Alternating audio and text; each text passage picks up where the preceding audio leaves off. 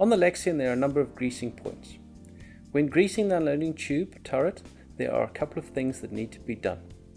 Inside the base of the turret there is a grease nipple. First you need to remove the bottom panel to gain access to this nipple.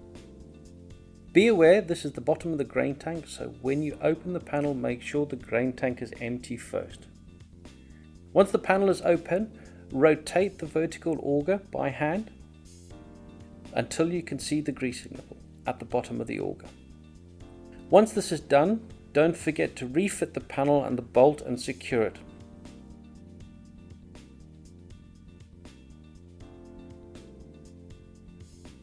The other grease nipple is at the top of the turret on the outside. To gain access to this, climb up the ladder. At the top of the ladder on the platform you can access the grease nipple. These two grease nipples are 100-hour greasing